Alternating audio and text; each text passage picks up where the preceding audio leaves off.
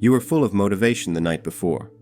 You set 12 alarms, organized your schedule, and promised yourself that you would start the day early, with energy and discipline. But when the first alarm goes off, your body refuses. The bed, once a place of rest, becomes an almost impenetrable cocoon. You think, just 5 more minutes, but those 5 minutes turn into 15, then 30. That nighttime enthusiasm evaporates like forgotten coffee steam. And at that very moment, the day begins to slip through your fingers. The blinking cursor on the screen seems to mock you. The tasks you wrote down yourself now stare at you as if demanding explanations. You know you need to get started, but something paralyzes you. And when you finally open your browser to get started, one tab becomes 2, then 4. Social media, short videos, algorithm recommendations. Everything seems easier than starting that text, answering that email, meeting that goal. You seek distractions as if they were lifebuoys, but all they do is sink your mind further into an ocean of fragmented stimuli. The endless feed is addictive. You scroll, hoping that something will pop up and suddenly solve your internal state. But it doesn't. Just more content, more promises of quick relief. And then you come across a video like this one. No quick cuts, no dramatic effects. Just me, my shaved head, a notebook, a pen, and something you might need to hear. Because everything I've described, I've experienced too. That's why I can say with certainty, you're not lazy, you're lost. And that's okay. Lost in the excess of stimuli, the avalanche of dopamine, the pressure to be productive without ever having learned how to slow down. The world we live in is a neurochemical amusement park, and you're not weak for having trouble concentrating. On the contrary, staying focused today is almost a miracle. You have to swim against a current that was designed to capture your attention and not let it go. This video will be different. It doesn't want your attention for 3 seconds. It wants to invite you to breathe, reflect, and start a process. A moment of silence between one bombardment and another. A space where you can finally observe what is happening inside you and understand why simple tasks seem so difficult. Why ending the day feeling like a failure has become routine. And why guilt has corroded even the moments when you should be resting. But I ask you one thing. Stay with me until the end. I know your hand may tremble, wanting to open another tab. Your brain may seek an escape valve at any moment, but this is your first step. Staying here, in this moment, is already an act of courage, so stop. Take a deep breath. Bring your attention here. This simple gesture is already a sign of strength. Staying present, resisting the urge to open another tab or pick up your phone, is a real challenge. And there's a reason for that. What's happening to you isn't a lack of discipline or laziness. It's neurochemistry, more specifically, dopamine.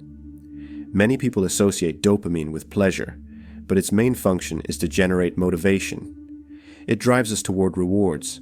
However, with the excessive use of superstimuli such as social media, short videos, and notifications, the dopamine system becomes unbalanced. You want to do something important, but you don't feel like it. You know you need to finish that job, answer that email, study, but you just can't get started. And that's not weakness, it's an overloaded system. There is a famous experiment that helps to understand this. A rat with blocked dopamine was placed next to a lever. If it pressed the lever, it received food or even cocaine directly into its veins. While it was close, it pressed the lever. But as soon as the lever was moved away and required effort, it gave up. The pleasure was there, but without dopamine, there was no drive to seek it. And the same thing happens to us. We don't lack knowledge of what to do. We lack drive. And this has everything to do with how we use technology today. Every click, every like, every new video releases small doses of dopamine. The brain then learns to expect immediate reward, but over time it adapts and demands higher doses to achieve the same effect. This is called desensitization. As a result, normal tasks, such as reading, studying, or writing, seem impossible. And there's more. Recent studies show that pleasure and pain are processed in the same brain circuits. They function like a scale. When you feel too much pleasure, your brain needs to balance it out, so it activates the pain side. Dr. Anna Lemke calls this the gremlin effect. When you overdo the stimuli, your brain throws gremlins on the other side of the scale, and they don't go away easily. That's why, after hours on your phone or watching TV shows, you feel apathetic. Life seems dull, the world seems heavy, and you don't even understand why. It's this invisible cycle that's sucking your energy. Recognizing this is the first step toward change. The problem was never you. It's the environment. And now that you understand this mechanism, we can start to regain control. That's why, after spending hours scrolling through your phone, watching videos you don't even remember later, you feel worse. There's nothing wrong with you. The problem is that we live in an environment designed to capture your attention, suck your energy, and deliver easy pleasure. The brain's balance, which regulates pleasure and pain, is always fluctuating, but when stimuli are excessive, it becomes unbalanced. And when this imbalance becomes chronic, we feel deeply tired, averse to effort, and have an almost physical difficulty doing anything that doesn't offer immediate reward. Simple activities, like answering an email, become a burden. Reading an article feels like climbing a mountain, and that leads you to seek more easy pleasure to escape the frustration. And the cycle continues. The solution is not to cut everything out abruptly, nor to live like a monk. The path begins with awareness and strategy. There is a way to use this balance to our advantage. Deliberately tilt it toward healthy pain. The secret is to first engage in activities that require effort and discipline. Study, train, read, write. Things that don't offer immediate pleasure, but that trigger the reward system in a deeper and more lasting way. When you challenge yourself, your brain responds by trying to compensate for the effort. And that's when genuine pleasure appears. This is the pleasure of achievement. It doesn't come before, but after. And it's much more powerful. As you reduce your consumption of easy dopamine and start seeking positive discomfort, your brain begins to recalibrate. It's like tuning an out-of-tune instrument. Gradually, what seemed impossible becomes accessible again. You begin to regain your ability to concentrate, your mental clarity, your energy. And all of this depends on one essential point: regaining control over what enters your mind. Because today, the vast majority of people do not choose what they consume. The algorithm decides, and it always chooses what is most addictive, not what is best for you. When constantly exposed to rapid stimuli, the mind loses depth. It begins to operate on a superficial, immediate level. The result is a loss of motivation for any task that requires patience or attention. Therefore, the first pillar of change is to regain sovereignty over what you consume. It's not about abandoning the internet, but using it consciously. If you don't filter what comes in, your mind becomes a digital garbage dump. Information accumulates but does not transform. Attention is scattered but does not deepen. The soul gradually becomes numb. And that is the price you pay for not choosing. We all like pizza from time to time, but imagine if that were the only food you ate, every day, at every meal. Over time, your body would start to get sick. The same thing happens to the mind when we feed it only shallow, compulsive, and repetitive content. There's nothing wrong with consuming something light from time to time, but when it becomes the basis of your mental diet, the effects are profound. The brain gets used to the superficial, and you begin to lose interest in anything that requires depth, context, continuity. And that's where the real challenge begins: selecting what goes in, creating criteria, developing a taste for intention. The key is to discover areas of your life where you have a genuine interest. Not an interest forged by an algorithm, but one that was already there before all this. It could be science, art, literature, physical training, philosophy, or psychology. The internet has extraordinary content, but you have to actively search for it. When you access a platform with a clear goal, looking for something that feeds your curiosity, your mind responds differently. It expands, rather than just distracting you. And it is in this difference that transformation lies.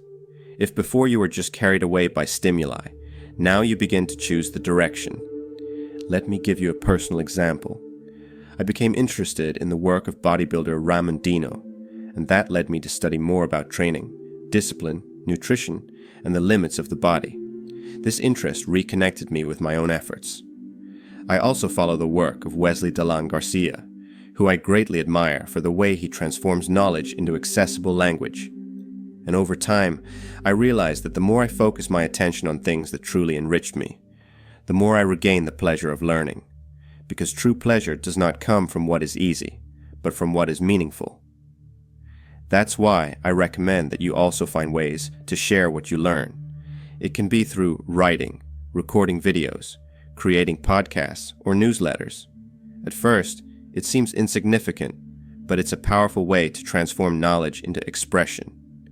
Writing down your thoughts, organizing your ideas, even if no one sees them, already changes your relationship with what you consume.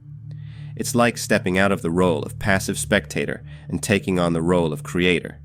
And little by little, this strengthens your identity. What was once just data stored in your mind becomes applied wisdom. When you teach, you retain. When you share, you transform. By the way, thank you so much for being here. Having built a channel with over 10,000 people who care about deep content still surprises me. And that's what drives me. Offering something that respects your time, feeds your mind, and makes you think. You can start small. A notebook, an idea, a thought recorded each day. That's the seed of change, and it grows in silence, repetition, and intention. To have mental clarity, it's not enough to just select what you consume. You also need to move your body. And here, I'm not talking about aesthetics or following unrealistic physical standards.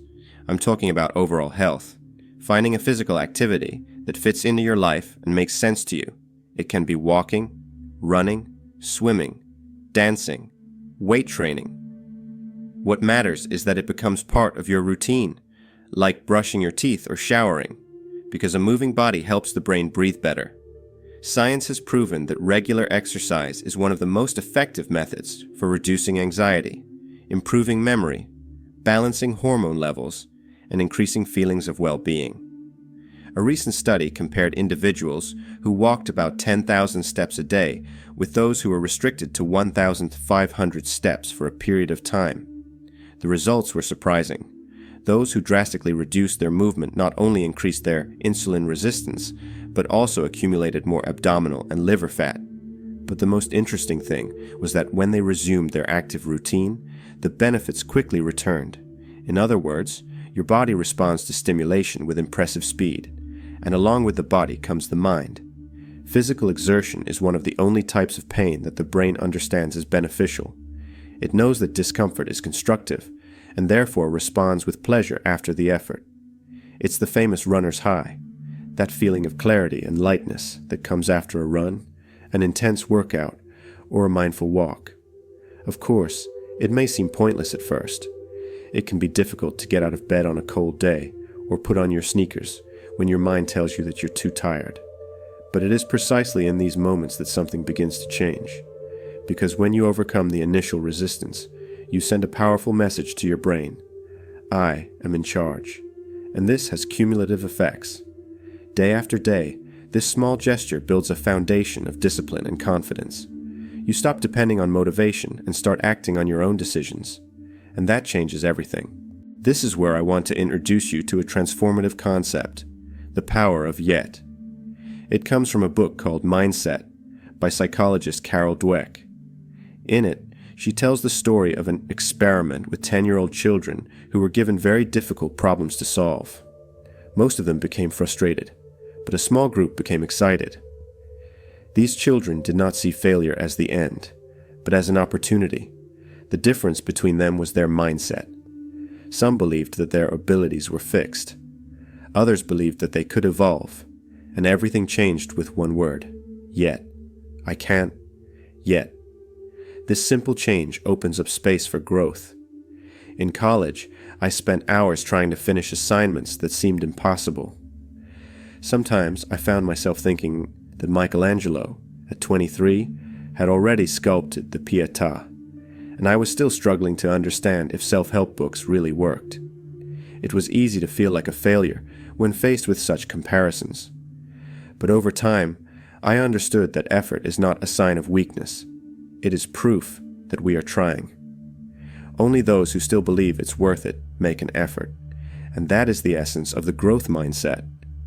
Psychologist Carol Dweck has shown that, more than intelligence or talent, what sets people apart is how they deal with failure. While some give up, others say, "I haven't succeeded yet." And that "yet" changes everything. This mindset reminds us that no one is born ready. No one starts out knowing everything.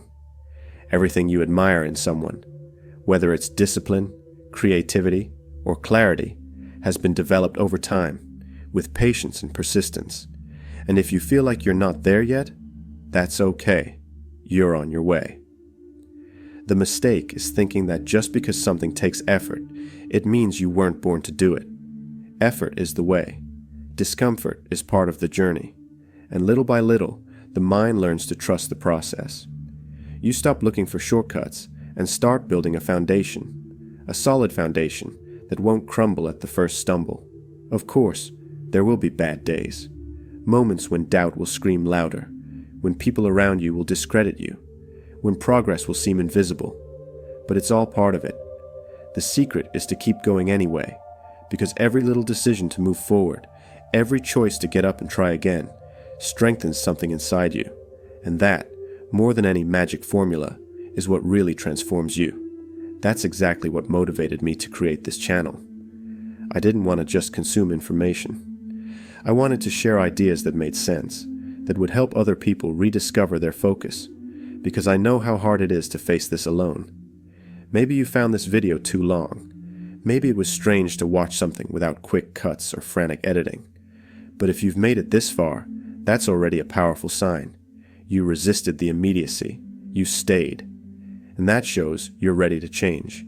If this video made sense to you, consider liking and subscribing to the channel. It makes a big difference, and if at any point you feel that this type of content deserves to continue, any form of support is welcome. It helps keep the space alive and accessible to more people who, like you, are seeking to regain control of their attention and build a life with more presence and intention.